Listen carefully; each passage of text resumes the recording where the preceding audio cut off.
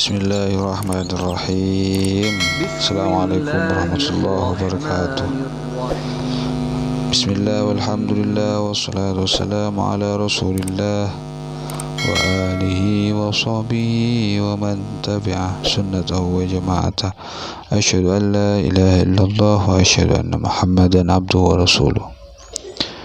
Qala al-mu'allif rahimahullah wa nafa'ana bihi wa ulumihi wa amadana bi asrarih. Warabi'uha, adapun yang keempat dari syurutis shalah, dari beberapa syarat salat, ma'rifatu dukhuli waqtin, ialah harus mengetahui masuknya waktu. Jadi sebelum masuk salat, sebelum kita salat, harus mengetahui masuknya waktu.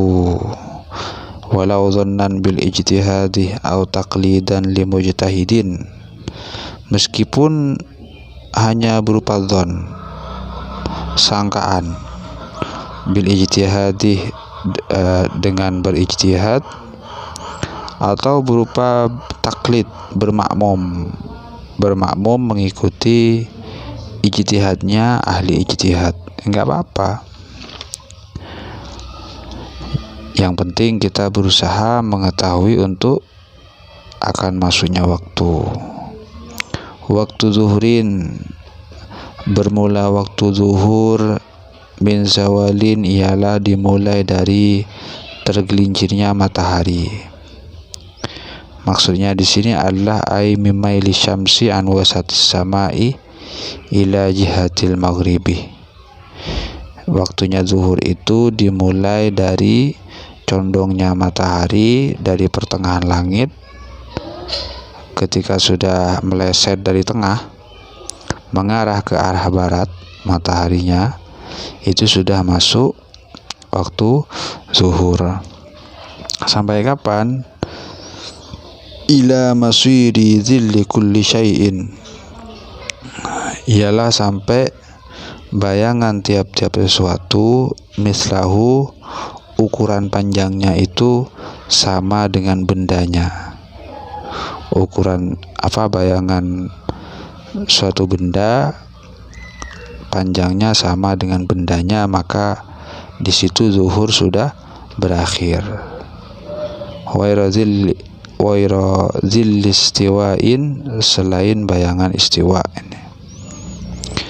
Ketika ukuran bayangan, panjang ukuran bayangan sama dengan bendanya, fa'asrin, maka itu sudah masuk waktu sholat asar. Zuhur itu ada waktu fadilah loh di zuhur. Waktu fadilah itu adalah awal waktu, dengan kadar waktu makan, menutup aurat, bersuci, azan, iqamah, kemudian sholat fardu, plus dengan beberapa sholat sunnah rawatib qobliyahnya. Itu awal waktu fadilah namanya, waktu utama. Dan juga zuhur itu mempunyai waktu waktu ikhtiar. Waktu ikhtiar itu adalah waktun yakhtaru fihi fi'la sholati bin nisbati lima ba'dah, waktu di mana seorang musolli di dalam waktu tersebut bisa memilih untuk melakukan sholat dengan dinisbahkan dengan waktu setelahnya. Ada waktu jawas bila karohah, waktu wenang tanpa kemakruhan. Ini yadkhulu bi awal waktu, masuk di awal waktu, ka waktil fadilati, seperti waktu fadilah. Namun wayamtaddu ila ayyab qamil waqti ma yas'al fardhu faqat, ini menjadi panjang waktunya hingga tersisa dari waktu untuk tersisa waktu yang mencukupi sholat fardu. Ada waktu haram. Waktu haram ini ialah yahrumu ta'khirus sholati ilaihi, di mana kita haram mengakhirkan sholat hingga pada waktu itu. Wa huwa alla yabqa mil waqti ma yas'a furudus sholati, ialah waktu yang tersisa. Seandainya kita sholat dalam waktu itu maka tidak cukup, tidak nututi untuk melaksanakan fardu-fardunya sholat. Ada waktu uzur.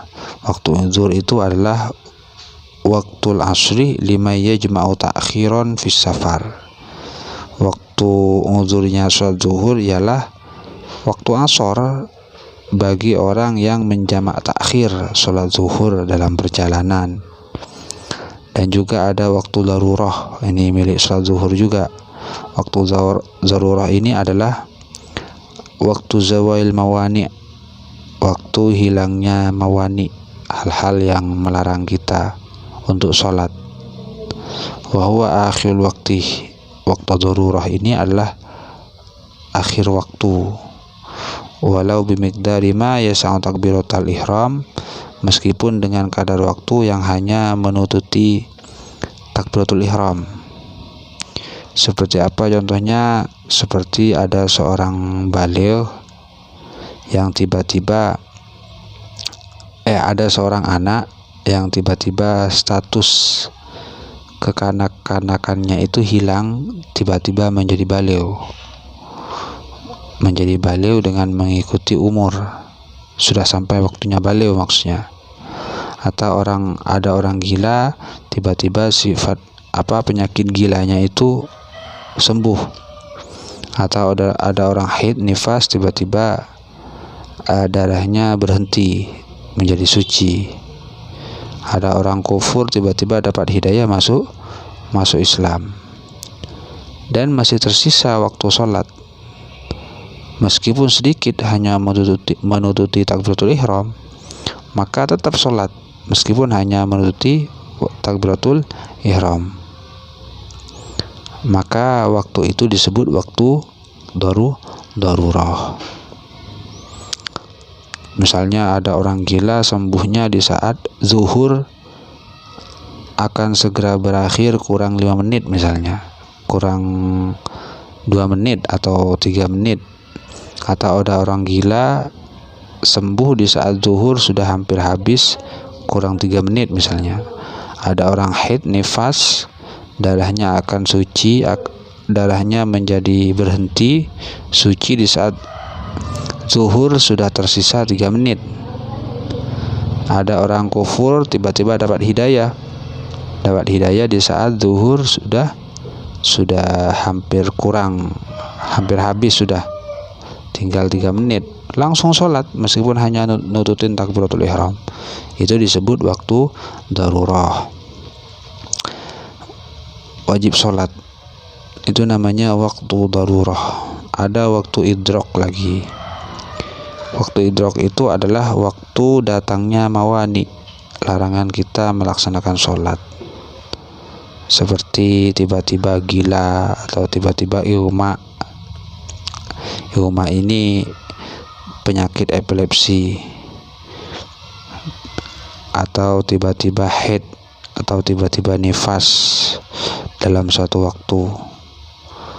Wastawraqah baqiyahu, dia sudah menghabiskan sisanya. Wa kana adraka minal waqti qabla turu'il mani zamanan yas'uha wa yas'u tuhraha, dan dia menututi pada waktu sebelum datangnya mani itu, menututi waktu yang bisa leluasa untuk sholat dan leluasa untuk bersuci. Alladzi la yasihu taqdimuhu al waqti, yang tidak sah mendahulukannya atas waktu, seperti tayammum dan wudunya orang yang sahibud darurah. Wajabat, maka wajib sholat. Wa illa fala. Jadi kalau sudah diperkirakan nanti 5 menit lagi saya penyakit kegilaan saya akan kambuh, penyakit ighma saya akan kambuh, kira-kira berapa menit lagi nifas haid saya akan keluar, sudah waktu tibanya, maka di waktu itu sebelum mani itu datang langsung sholat. Waktunya sholat apa di situ? Waktu sholat zuhur, ya langsung sholat. jangan menunggu datangnya mani, itu namanya waktu idrok. Ketika langsung saja fa'asrin, sekarang waktu asar. Jadi waktu asar tadi itu adalah waktunya zuhur ya, waktunya zuhur tadi. Sekarang waktu asar. Waktu asar itu dimulai dari habisnya waktunya sholat zuhur, yaitu ketika bayangan suatu benda ukuran panjangnya sama dengan bendanya. Sampai kapan waktu asar ini? Ila hurubin, ialah sampai terbenamnya matahari. Ketika matahari sudah terbenam, maka waktu asar sudah habis. Waktu asar ini juga banyak, ada waktu fadilah, ada waktu ikhtiar, ada waktu jawas bila karoha, ada waktu jawas bi karoha, macam-macam juga waktu asar ini. Ada waktu darurah juga, ada waktu uzur bagi sholat asar nih. Waktu uzurnya asar itu adalah waktu zuhur bagi orang yang menjamak takdim sholat asar dalam perjalanan. Ada waktu darurah, ada waktu idrok, macam-macam. Ada waktu ikhtiar juga. Ketika wurub matahari terbenam, maka asar sudah habis. Matahari terbenam, asar sudah habis. Dan famaghribin, pada waktu itu spontanitas masuk pada waktunya sholat maghrib. Jadi sholat maghrib itu dimulai dari habisnya sholat asar, yaitu ketika matahari sudah terbenam. Sampai kapan maghrib? Ila maghribi syafakin, hingga nanti hilangnya mega yang merah. Mega yang merah di pinggir langit itu di atas. Ketika mega merah sudah habis, maka maghrib habis. Sama maghrib ini mempunyai 8 waktu juga. Ada waktu fadilah, waktu ikhtiar, waktu jawas bila karoha, dan semacamnya. Ada waktu darurah, waktu idrok juga. Ada waktu uzur. Waktu uzurnya maghrib itu adalah waktu isya bagi orang yang menjamak sholat maghrib dengan jamak takhir dalam perjalanan, dilaksanakan di waktu isya. Ini waktu uzur namanya, waktu uzurnya maghrib. Ada waktu jawas bila karoha, itu macam-macam. Ketika mega itu sudah lenyap, mega yang merah di pinggiran langit, fa'isyain, maka masuk pada waktu isya. Jadi waktu isya nunggu habisnya maghrib. Setelah mega yang merah itu habis, maka masuk waktu isya. Sampai kapan waktu isya?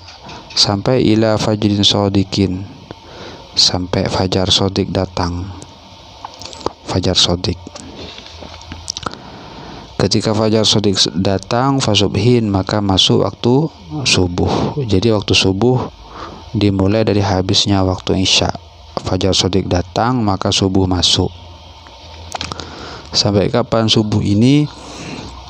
Ila tulu'i syamsin, hingga terbitnya matahari.